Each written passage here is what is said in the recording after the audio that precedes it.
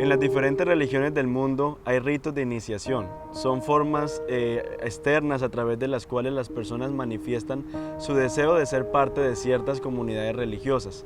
En el caso del cristianismo, el bautismo es la manifestación externa de nuestra convicción interna, de nuestra fe en el Señor Jesucristo. Una definición dice que es la utilización de agua en una ceremonia religiosa que simboliza purificación o iniciación sobre la base del arrepentimiento. Ahora, nosotros sabemos que en el Antiguo Testamento hubo diferentes maneras, ritos de purificación, con el propósito de que el pueblo de Dios pudiese acercarse a Dios.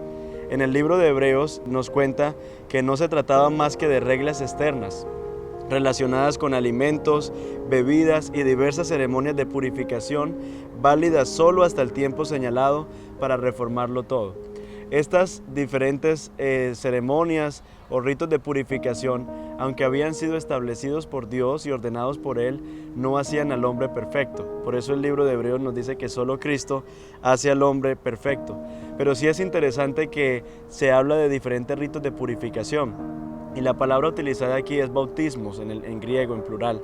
¿Por qué en plural? Vamos a mirar entonces algunos de estos ritos. En Éxodo 30, 17 al 21 se nos menciona que los hijos de Aarón tenían que lavarse las manos y los pies antes de ingresar al tabernáculo de reunión.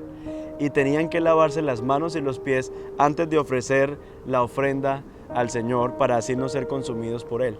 En Levítico 14 nos habla de la utilización de agua en la purificación, un rito de purificación a los leprosos. En Levíticos 15 se nos habla también de la purificación de aquellas personas que habían quedado impuras debido a fluidos sexuales. También se nos habla en Levíticos 17 sobre cuando las personas comían animales mortíferos. Tenían que entonces hacer un rito de purificación con agua para quedar limpios. Nosotros también encontramos que en el Nuevo Testamento los fariseos y los judíos habían multiplicado estos ritos que Dios había establecido. Por eso dice que los fariseos y todos los judíos, aferrándose a la tradición de los ancianos, si muchas veces no se lavaban las manos, no comen.